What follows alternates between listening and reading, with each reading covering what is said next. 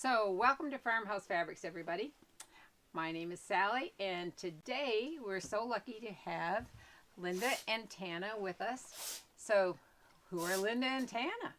Well, Linda was the founder and until she retired this year, director of Heritage Academy School in Augusta, Georgia. And Tana is the new director.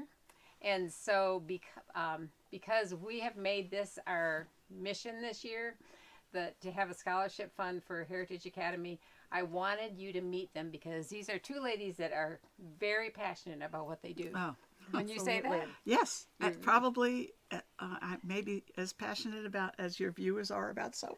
That's true. And having been a sewer, that's pretty strong. Well, what I love is that Linda and your sister too, right? Yes. They love fabric. But Tana, this is new, okay, but it is incredible. But we can get her excited, right? Recruit me, yes. We can get her excited. So I'm going to ask you about sewing first because they are tuning in to hear about sewing. But Yeah, Sally, you and I go back a long way. we do. When we were in that Sunday school class, did we have children at that time? Maybe so, but very young. And you were really involved in that early heirloom sewing, because I smocked. I did French insets. Oh, you were doing all the heirloom. Yes, from the very beginning. I might not have remembered that. I was taught to sew by my grandmother. I heard this myth that sewing skips a generation. And has it skipped a generation? With your daughter is not a sewer, right? And it might be because mothers with their daughters are just hard on them. I don't know. But my grandmother taught me to sew, and I've sewn since I was a teen. And my sister, who now lives in Las Vegas, but we're all from New York, went to the New York High School of Art and Design. Oh, and that's so neat. she is really good. She makes her own patterns. Oh, wow. She can take something from nothing and fashion it. She has my highest regard. But we both continue to love fabrics. I'm purging a closet now. Oh, you are? Whoa. Full of stuff. There's a gal that I like to follow on Instagram, and it's called Bringing Sewing Back. Her name is Catherine. And she had her colors done. She's a young girl. She's so sharp. She's got cute little kids. And so she had her colors done. And so she was like a fabricaholic, but she would buy anything she thought was cute. And then she had her colors done. And she was like, oh, these are not my colors. These are Autumn's, and these are this. So she's purging her fabric hoard. And it's really been fun to watch. I have a hard time doing that, but yeah, but I've been impressed with her. So because there's always, well, maybe I might use that. I know. Don't and I'm thinking about my daughter, and she'll sew and repair stuff, but when you can go to Mom, yeah, would you sew this for the girls? Yeah. Would you do this? That's right. And then she didn't have to do it. I did. Yeah. But it's been a while. That's neat. Well, Linda, she has her PhD in education, right? Molecular biology, actually. Oh, man. I'm way off. That's all right. Wow. That's all right. I've spent all the time in education. Yeah, you have. She used that talent in education. Yes. That's right. And then, but your background is education. My is background's that right? education, yes. And then you're from Ohio. I am, yes. And so, so Tana has grown two grown sons. Yes, right? I have a senior in high school and then a sophomore in almost college. grown So then, they're trying it out. They're trying out the adult. That's right. Yes. And Linda's your son is in the military. Yes, he's in the Air Force. He's a combat search and rescue pilot, and then my daughter is at home with her 3 children. Yeah. So well, you mentioned that we met each other. We were in our 20s when we met each other. That's right. And we were in an amazing, we were just talking about this yesterday, that the group of, if you happen to be in a church that is just incredible, consider yourself very, very fortunate because that doesn't happen that often. And that whole, it was a huge group of people in their 20s. Yes. And young parents, young marrieds. Right. And we had a couple, an older couple, that I guess they weren't that old at the time, but they seemed older to us, that were very good at guiding us and giving us direction. And a lot of the couples went into a ministry. Yes, mission field or started ministries in, and in some ways I think of Heritage in that same vein. Well, I do too, and that's kind of where I'm leading, because the church that we attended, it's in downtown Augusta, Georgia. And the reason I talk about Georgia is because even though I'm in South Carolina, we're only about 8 miles from Georgia. We're very close. We're on the border. But tell me a little bit about how things got started. How did I know that school was it abandoned at one time? Because you did. Oh, you mean the school building that we're in? Yeah, the building you're in.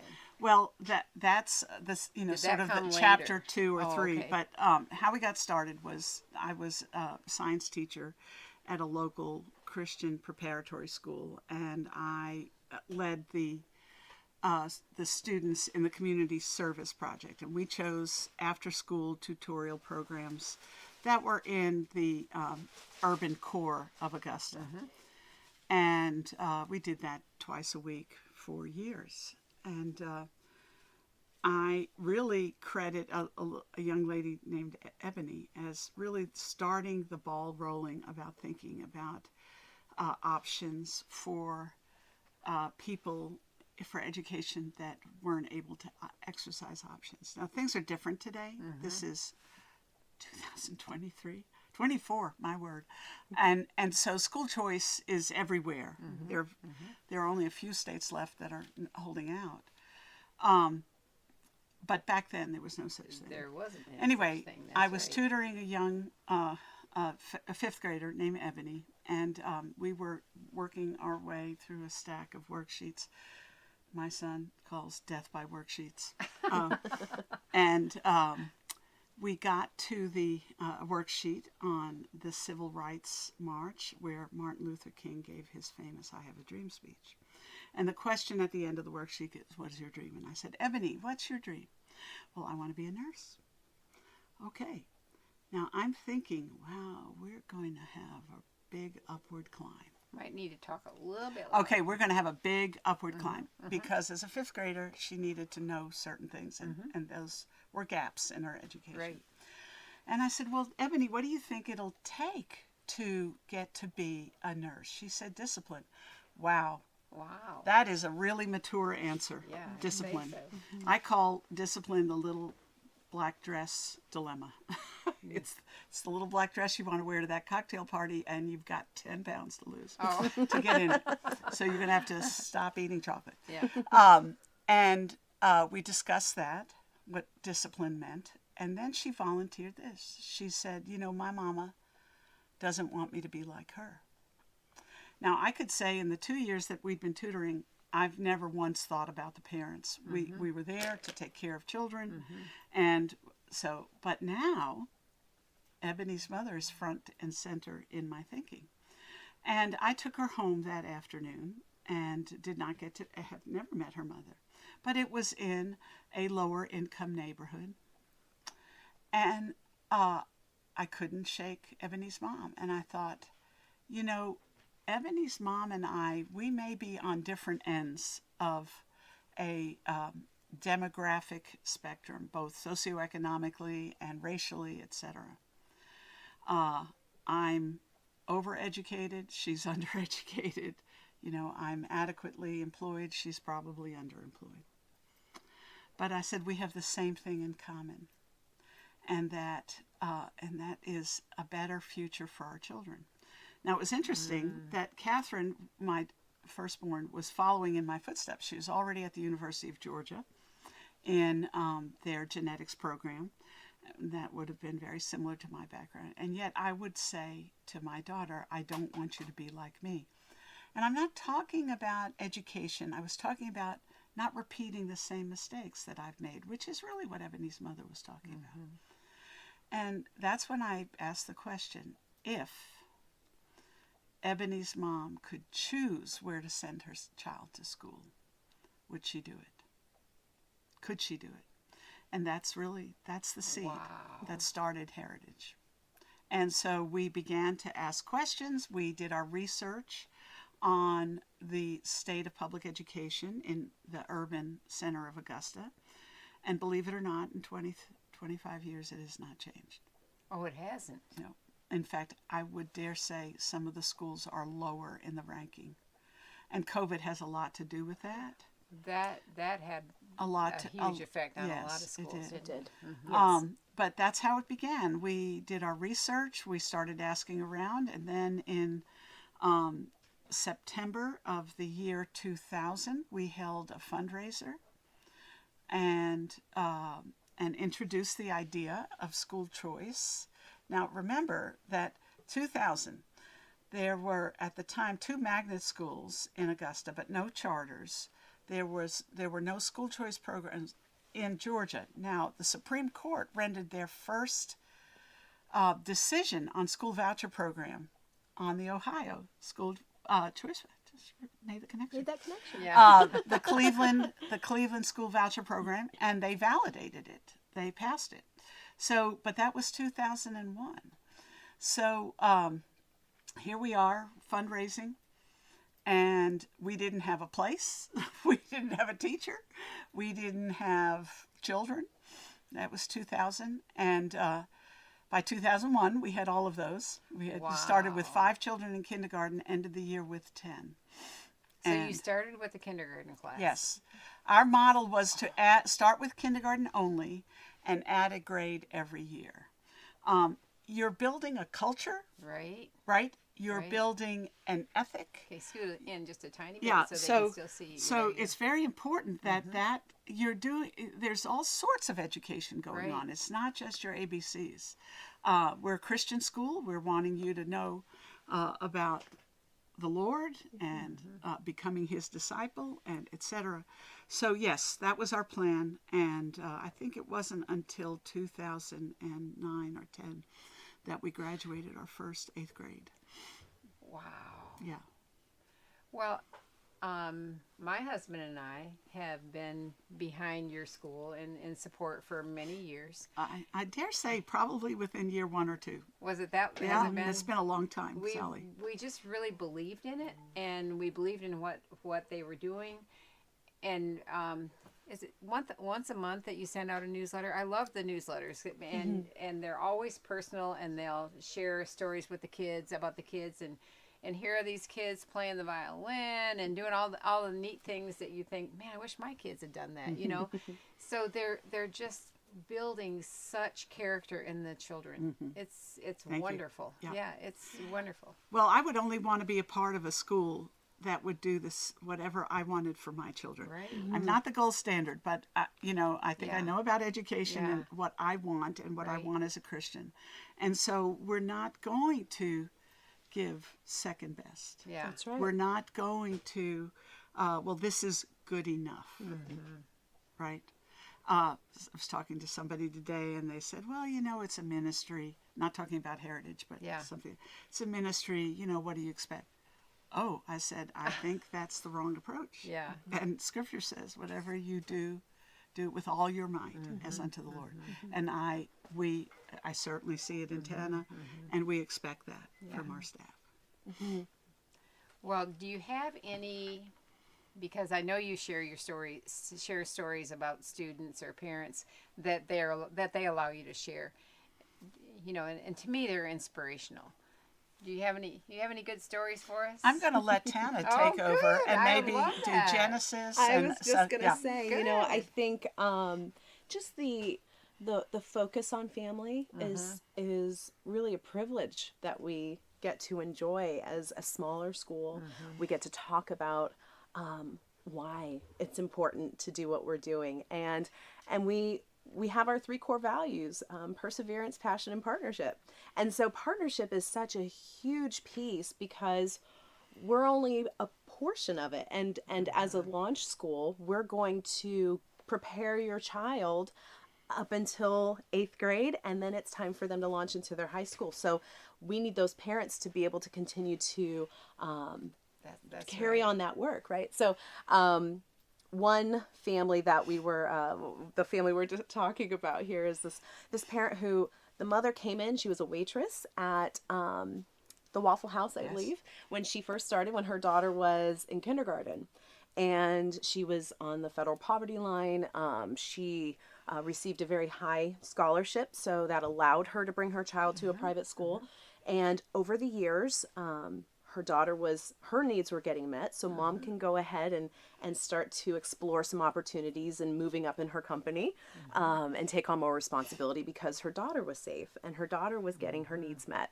And so over the years, she started to move up in the Waffle House Corporation, and by the time her daughter was in middle school, and I did the scholarships at the time, I sent out her scholarship, and I got a phone call very quickly, and she said, "This isn't what I used to get. I need more." And I said, "Oh my goodness, I'm looking at your financial aid application and it looks like you're doing very well." And she went from being a waitress to now managing several Waffle Houses. Yeah, so her managing 3 income, Waffle Houses. so her income had just skyrocketed, and she was no longer in the same position she was before. So I asked her to come on in. And when we sat down, I said, "Isn't it exciting that you get to pass on the scholarship that you had to another parent, and you get to be a part of their opportunities to build wealth in your own family?" And then the guard came down, and she could kind of see, all right, this is the point of heritage. And she really had a lot of pride as she walked out of the door that I'm okay now, and so go ahead and give that to someone else. And so just the community that we build and just pouring into our families, that is what started the school, thinking about Ebony's mom, and the foundation that children will be able to have is essential when they launch from us. And thinking about that, people think it, and I did too, think it was the children that were motivating us, but really in the end it was the parents that were motivating us.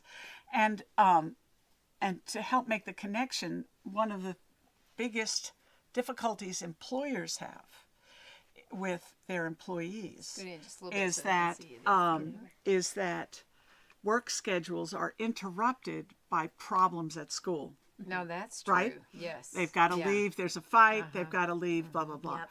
Whereas, we take it as a compliment when a parent says, when I drop my child off here in the morning, I don't think about them again until I have to come and pick them up. Now, that's not because they don't care.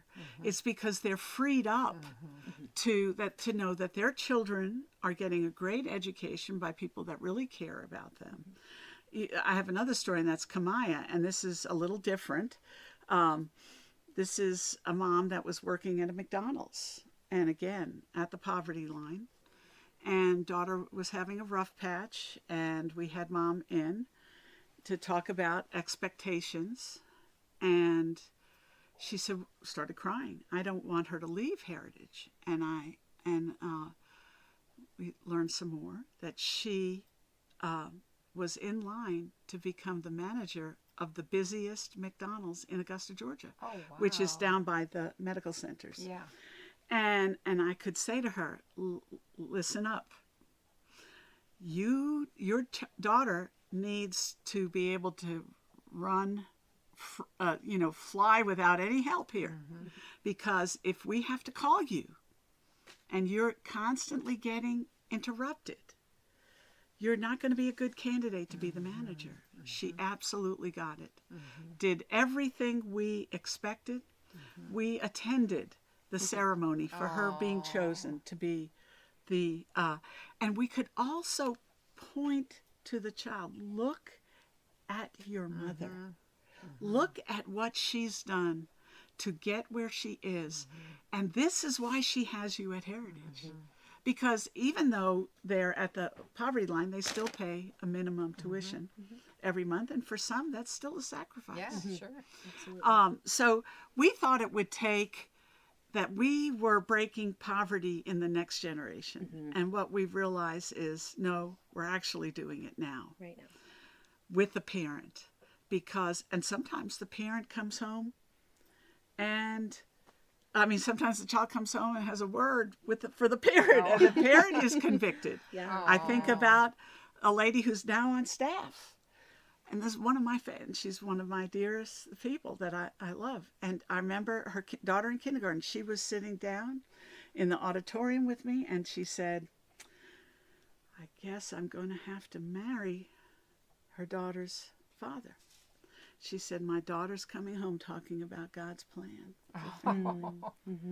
And there's that daughter now is a junior in college. Oh, and I was going to ask you. doing well. Yeah. Doing well.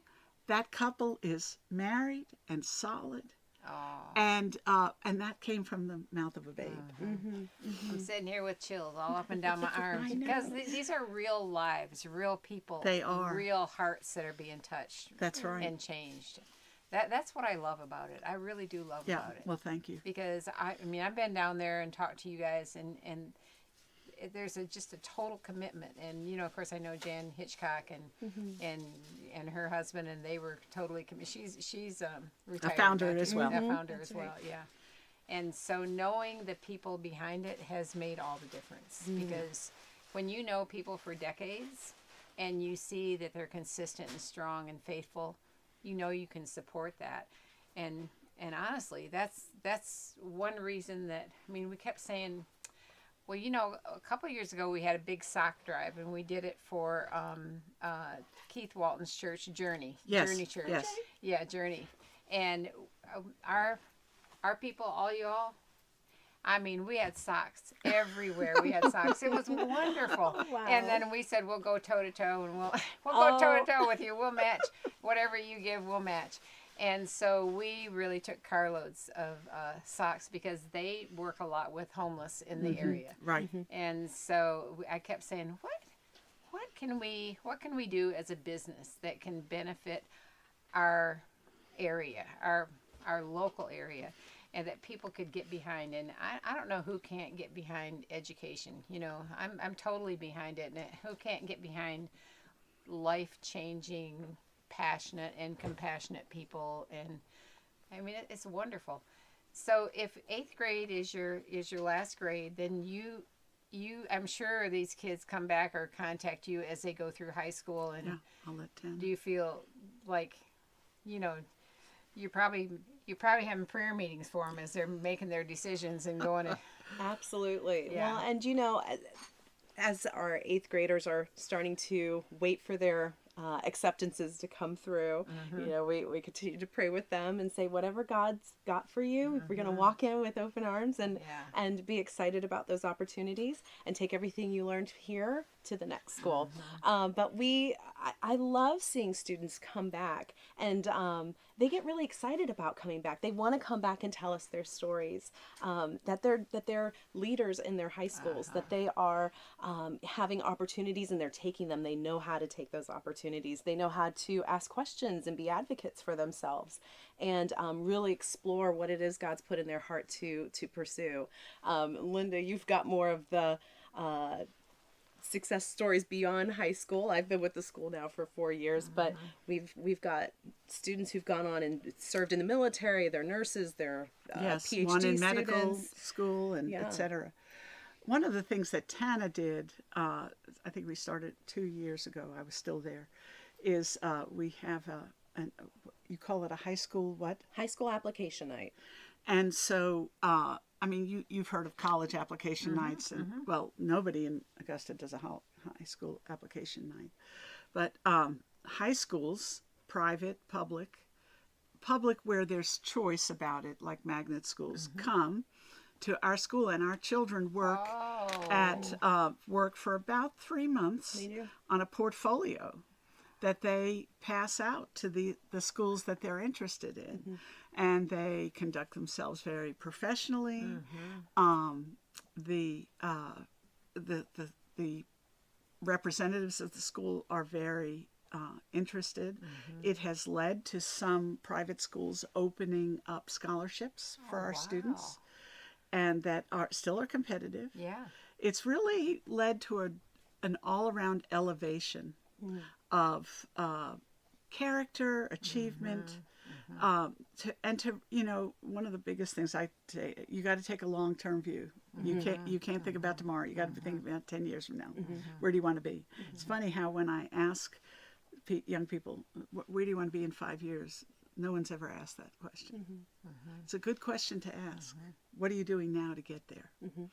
And so our children really think that way now, don't you? Don't you think? They do. Our sixth graders take a course called Yes, This Year Counts. And so, you know, you've got to pay attention to your grades. You've got to care, because these high schools are going to look at this year and see, and we're not, you know, they're not looking for perfection. They know that you're new to all of this, but they definitely want to see effort, and they can see that. And one of my favorite lines, one of the favorite words I think I've heard you share to students is, let your report card be a love letter to your mother, or to your father, or to the person who put you here. And you know, piggybacking off of that, now let this report card show your grit, show your perseverance. You're not always going to be perfect straight A's, but show them you've got a little bit of grit, that you don't quit. And that's what people are seeing. And it is overwhelming to see that these high schools show up and just, I mean, they make a big deal of it. And we don't have large classes of students. This is our largest graduating class of 18. But I've seen, you know, more schools than students. And when I ask, why is it that you come spend your evening with us? Because Heritage Academy students are high character students, and they add to our schools. And so we always tell our students, you need to be adding, not subtracting. And so how are you going to be doing that in the next 4 years? And what's neat is these portfolios, because I come from higher ed. So to take this recipe, they have it in their hand now. They're going to do that when they're juniors and seniors in high school, whether it's going into their vocation, going into the military, going to college. This won't be their first rodeo when it's time for them to select their next step post high school. So we've done as much as we can as a launch to get them where they need to be for the next 4 years, but then beyond. And we expect to see them back at high school at homecoming and be a part of the alumni community. You know, I never thought about. I mean, I guess I just thought they would end up in a high school in their neighborhood. Right. I didn't realize that because we have the charter schools and the magnet schools that and that's competitive too, right? Yes, very. Yeah. That's really awesome. And but we can also say, if you didn't achieve that, as Tana, first of all, God's got a plan for you. That's right. And then. And I used to say this to my students when I was a high school teacher.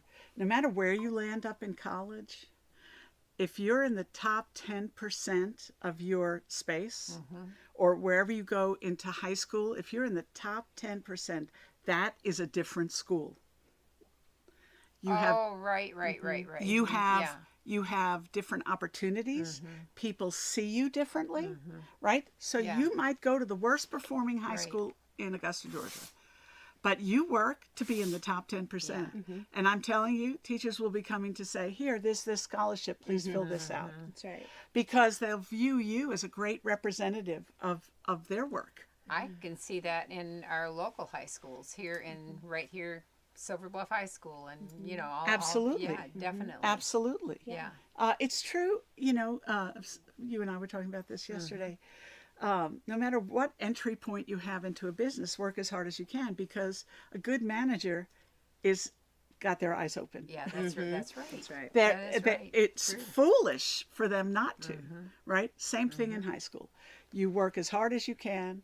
You leave the outcome up to God, but you're working as hard as you can. That's right. People notice that. Yeah, That's they right. do notice that. That's right. Yes. And so, it's catching on. It's really caught on. It is. For them to I love do this. that. Yeah. So, how did you come across? Where did you first meet? What school? What kind of building did you meet? It wasn't the school you're in to start with. We were. That's been a journey. In fact, I'm very good at advising God, telling him what I don't want, and I'm never going to do that. When we were getting started that year of planning, I said, Lord, I do not want to be in a church. And the reason I don't is because, one, it could be polarizing, not unifying. People, well, they're Baptists. So I don't want to be in the church. Well, guess what? You were in a church. Yes. We were in the fellowship hall of a small Baptist church that was declining in enrollment, and they opened their doors lease-free. And we were there for 3 years. And then a Baptist school gave us the high school buildings that were really just trailers, because they had built a high school. Allowed us, again, lease free, 6 Wow. years. We didn't pay Wow. rent. For 6 years? And then, so Pretty we were, much, you can't turn that down. Right. no, you Right. can't. You And can't be you know, free. I work best off the clearance rack. Oh, yeah. And what I mean by that, We're thrifters. yeah, too, we're right? thrifters, is I don't like too much choice. You know, I don't. Yeah, I yeah. could buy. I'm glad that Yeah. it's narrowed down by the price tag. Yeah. And so now we're looking for a place, and this huge historic school building that is really grand. In a wonderful old part of Town, Augusta, Old Town. Old Town, Yeah, Old Town Augusta. beautiful historic building. And the gentleman, Clay Boardman, who had purchased it to keep it from heading toward, like, I think Section 8 housing, came to me and he said, I think this needs to be the home of Heritage Academy. Wow. And I said, Mr. Boardman, how much do you think this is going to take? He said, oh, $5 million. Oh, $5 million. I said, do you know what our operating budget is? It's $200,000 right now. We can't do this. He said, oh, no, you can. Augusta believes in what you're doing. Oh, wow. See, here we go with the chills again. Augusta believes in what you're doing. Wow. And listen, I tried every which way. I looked at the old chocolate factory. Do you remember Hollingsworth Chocolates over there, which is now the public library? I looked in there and I thought, oh, this could be the locker rooms. Reeked of chocolate. Oh. I tried that. I tried every which way but to get into that building. And yet it was a school building. You know, what I learned, because I've become acquainted with historic preservation, is that the best use of historic properties is the original use. Oh, that's interesting. Isn't that interesting? So, okay. So, you know, in January of 2007, our board votes by faith to step out to purchase this building. We approach our local bank, who put together 5 banks who lent us, I think, $2 million. It's something called Community Reinvestment Act. They have to invest in, developing areas. So we borrowed that. And anyway, in 6 months, we started a campaign for $2.5 million, capital campaign. In 6 months, we met the goal. Wow. And it was amazing. And since then, it's been an investment into 5 buildings of Drum roll, please. about $12 million. $12 million. Oh, wow. And truly, the school Augusta built. I mean, we don't have any debt. We're so thrilled with. That I've was got not, goosebumps now. Yeah, Ah, that's not that's that's right. not federal dollars. That's not state Yeah. dollars. That's faithful givers. And the incredible example of being a good steward over what the Lord has provided has it's just part of a core value of the way Heritage has been run. It's been amazing. Yeah.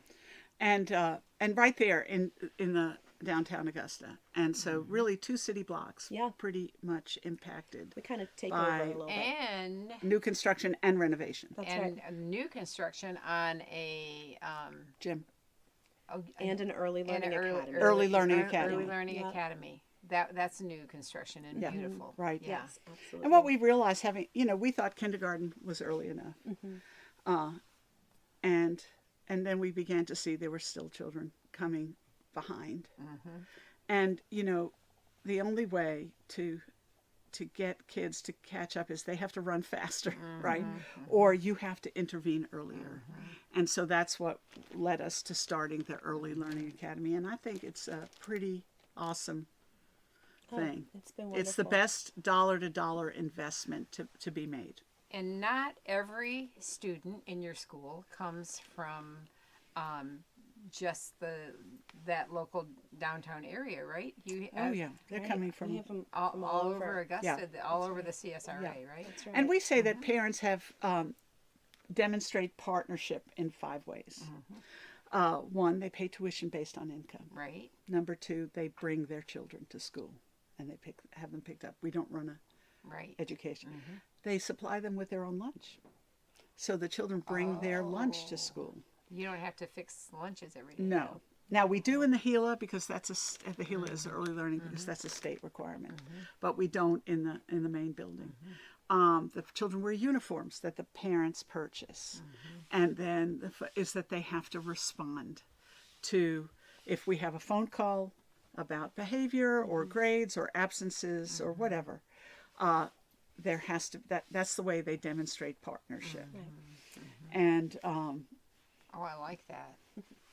Because that would be one area that people might leave off. It's like not responding because Right. sometimes you want to avoid the bad news, right? yes, and the thing is that because of things that happen in our culture, the decline in marriage rates and all sorts of things. Not everybody has an understanding about partnership, right? So we have to be patient as well. Absolutely. As in, if we have to model it and then we have to teach it, right? Because somebody doesn't necessarily come to a position of what that means, right? And particularly now in public education, there's no expectation for parental involvement. Am I off base on that? Because parents have stopped Right. showing up, right? And the So we talk- expectation for them to show up has stopped. Yeah. Yeah. So we talk about the privilege it is for us to do this work because we get to talk about our faith and we get to really get to the heart of each student while also expecting high academics. And it's also a privilege for the parents and the children to be here because they all have schools they're assigned to, and it's a whole lot to get into Heritage. So we do take that partnership very seriously, and it has been an education tool. And we've seen parents rise to the occasion. Not always. Absolutely. Sometimes, people It takes a little reject longer. it, or they say no thanks, that's too much. Yeah. But if you really are bought into who we are, we can work together to get your child to a place where they will be successful. I'll be frank, in the beginning, I thought we could do an end run around parents. And I realized, number one, we can't, but also it's disrespectful. We may not always be on the same page. And if we can't be, then, you can vote with your feet. But this is absolutely, it's not that we're making you pay. It's that we are partners. We can't do this. We have your child 8 hours a day. So we can't do it without the partnership. Yeah. And parents have a lot to offer, even if they think they don't. oh my word, yes. And- Absolutely. So we push And that then out of them. if they're involved at school, then they're going to be more involved at home with their kids too. You get home and then they're going to care about what happened today and how did you do and so I think there's going to be more interaction with children and parents. That's right. Absolutely. So do they get to sit there and play video games all day? No. Oh no. We minimize technology. I know. Very much I'm so. t- We minimize it. I think that's yeah, good. I it's- like it to be yeah. minimized. We're old school, as I came in as admissions, and I would tell people, if you're looking for some really, crazy robotics program for your kindergartner and for them to be learning German in first grade, we're not your people. We're right to the basics, reading, writing, and math, and that's a whole lot of what we're going to be doing those first 3 And years. we want your body moving. And we want your body moving. So You've got the brain. a lot of stuff we do is about getting outside and Yep. playing, Yep. being intentional about that. Now you might say, oh, you mean they're out on the playground all day? No, but being on the playground is part of the program, right? Learning to get along with others. It's amazing how what we see with children today, where their lives are so scripted, they don't know what to do when they're alone with other kids. Especially since COVID. Oh my, yes. Because isolation has now it's almost the idea of it's not unsafe to be around people, and now you have to learn these social skills. There have been times where we've had, especially even this year, we've had students where they really didn't have the skill set to even play on the playground for free play. So we had to rewind and say, we're going to teach structured play first, and then we're going to allow you your free play minutes and retrain that because Now I COVID know did your take a lot. grandchildren have no problems with that. They are. Yeah, they are. we have city free kids. play Yeah, par excellence. I know. When I'm thinking of the game they play, you know, that game that they call Bean. It was like they take my dressmaker ham and they bean each other with Oh, it. yeah. You know, they have to. Yeah, they're pretty good. They're pretty good. At You know, Resourceful. you know Yeah. that combat pilot. Yeah, What's that yeah. one He goes, was like that too. They took dodgeball away. Oh. What is that? Oh, right. I know this is a little bit crass, but my little boys, they were playing ball hit. Well, it wasn't the baseball they were hitting. Oh, They were playing ball hit. Okay, so it's like, okay. They sound okay. like my kind of guys. We might have to change this game a little bit. So how did you walk? I mean, because I'm really just asking because I'm curious. How did you walk through all the COVID stuff? I mean, it had to be really, really hard at that point. Were they still coming to school, or did you have to close school for a while, or did you rebel against the government? And I'm going to let you, because my recollection We is did dim. not rebel. We did what we were asked to do. We shut down school when the state March 2020. March 2020. They asked us to shut down, and we did. And then we decided to open with a hybrid model for families. So the next school year we offered online and we offered in class. 25% chose online. The rest of those families needed us to be open because they have jobs where they can't do remotely. They needed to be at their jobs, and we needed to be at school. Yeah. And I think that's where we really learned a lot about our staff, that they trusted us and they showed up and they did the work. And the first 9 weeks we had 25% online. The second 9 weeks we had 10% online. The third 9 weeks we shut it down and said everyone's back in class. And if you don't, you'll have to find another school. Yeah, we didn't offer online anymore. And it really showed that the families, there was a lot of trust there. The teachers trusted, and we trusted in the Lord, all of us together. And so that's really what COVID was. So we still assessed. We didn't pause learning. We didn't pause assessments. And so we could definitely see the major difference between students that went through COVID with us and students who came to us after COVID. Oh, And now we have a new program called Bridge, which is a program for new students to come in from wherever they are. And a lot of times we're finding that students are testing 2 to 3 grade levels behind. And it's really because learning stopped. Yes. And it's not that they can't learn, it's just that they're underserved. And so they go into this program and they have a little bit more concentration in reading, writing, and mathematics. And then once they get onto grade level, they can go into their classroom for their normal schedule. And so we found great success. We're in our second year with that, and we're looking forward to continuing to offer that service to new families. Right. Yeah. Because you probably have, because of your success with students, you have their neighbors like, how come he's doing so great? Maybe I should look at Heritage Academy for my child. But then they've been somewhere else, maybe in a public school or something, and maybe they've been home with COVID for 2 years, you know. And so, but they can see that their neighbor's kid is really thriving. Yeah. I mean, does that bring people Yeah, to you? it I'm is. sure it does, right? And cousins. Cousins, lots of family. We've got a whole family network. What? Right. He's doing his times table, and they're the same. That sort of thing. Yeah.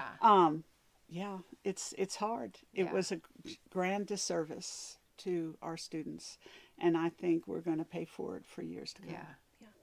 Decade or more. I know that the young children of COVID have more speech problems than we've ever seen before. Think They about couldn't see the mouth.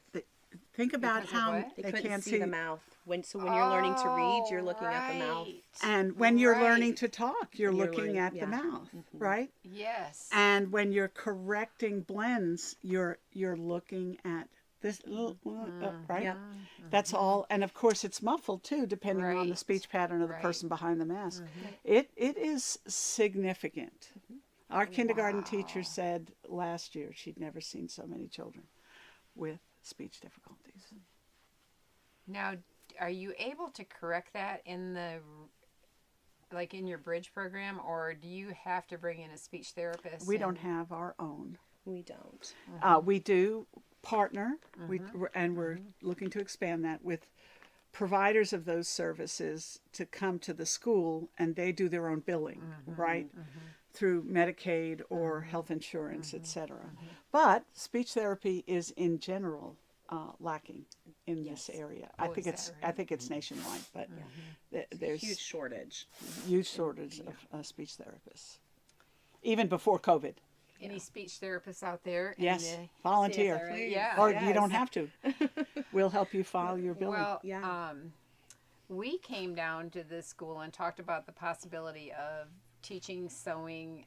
And I know I wasn't able to do it, but we talked to maybe Regina, maybe the Smocking Guild could come and do that. Yeah. They're very, very open Wonderful. to things like that. Yes. And so if anybody locally would be interested in, Sure. in partnering, we as Farmhouse Fabrics would be happy to provide supplies. Yeah. I just And now that can't I'm get- retired, I could join the group. Oh, you could. And I would join so I could learn. Yeah, that's I mean, right. this is a win-win. That's right. Yeah. I mean, I think, we need to learn how to hem.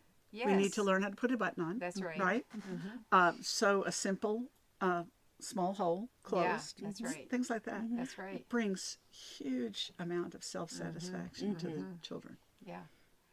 So there are opportunities, and if not in our town, in your town, because Absolutely. I'm sure that there are other schools that would just love to talk to people with all kinds of skills out there, and I know, I mean, there are very skilled people that. Oh, that, I know some of them. Yeah, they're really really skilled. Think of Jane. So yeah, that's right. That's right. I do want to mention that.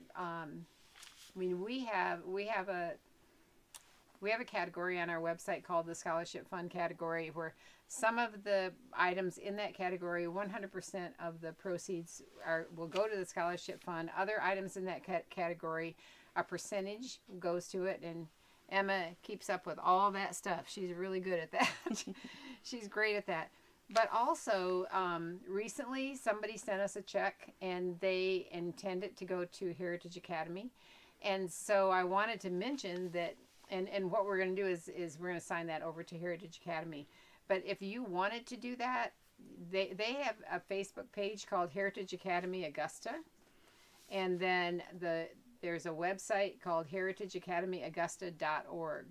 And all of their information about the school and about giving, and if you feel inspired in some way, there are all kinds of aspects of the school. If you're like, you know what, I want to give to their music program, right? Oh, yes, you know, art. Then art, yeah, love that. Yes. When we had all that shipment that came in from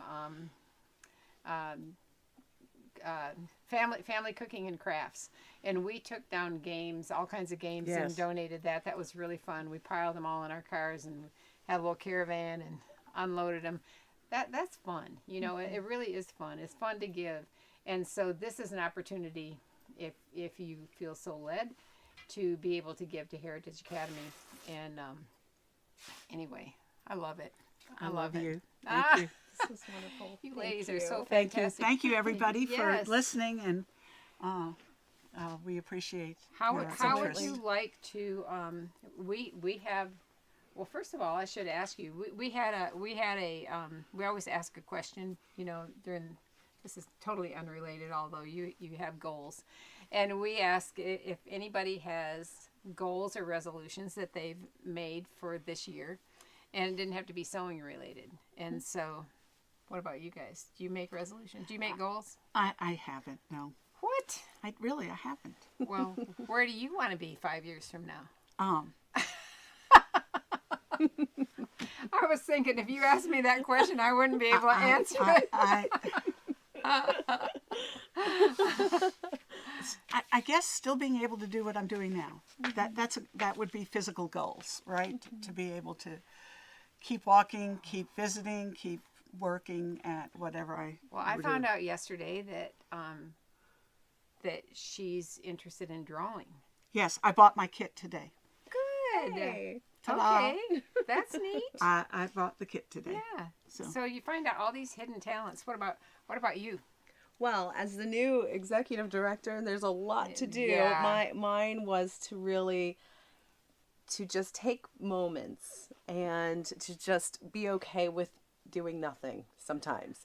I don't always have to be running and doing something and trying to be productive. Sometimes just sitting and being still is doing something. Yeah, you and probably so need that sometimes. I think, being intentional about thinking about Yeah. sitting To on the rocking illustrate, chair. on the way over, she said there was a 7 a.m. water main break in the early childhood center. Yep. That's the sort of thing the executive director has to handle.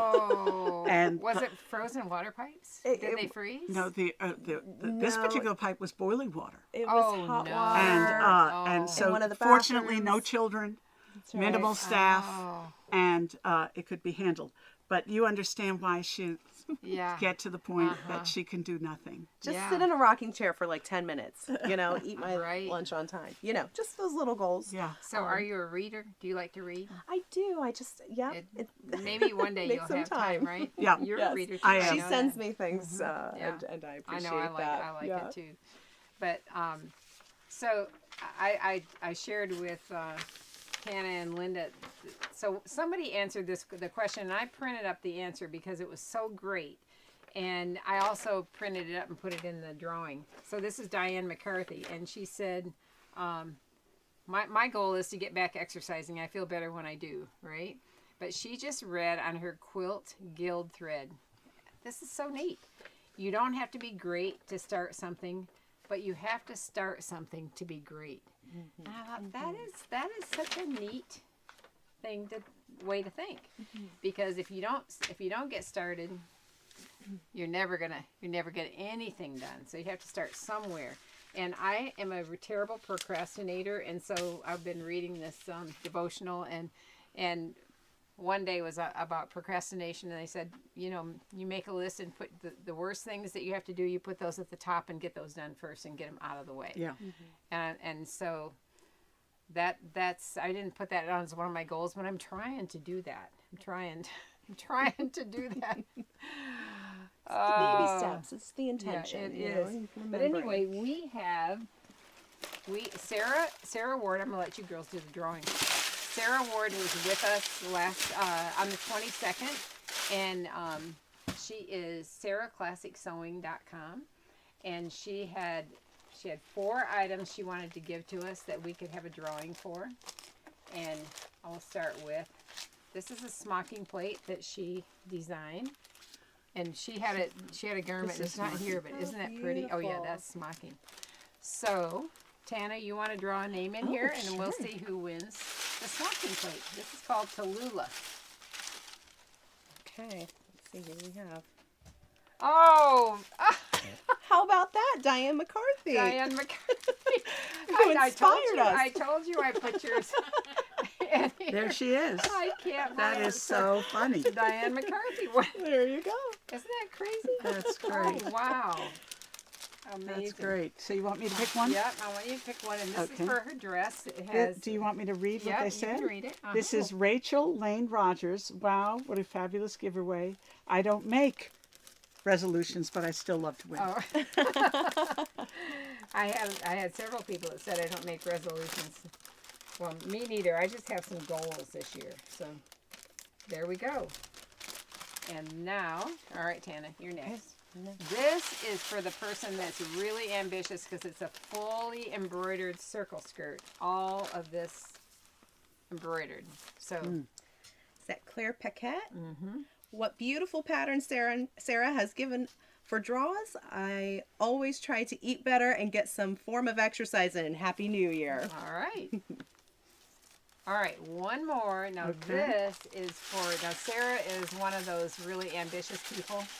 And if you win this and make it, you have to be ambitious. This is for a complete no seam bishop.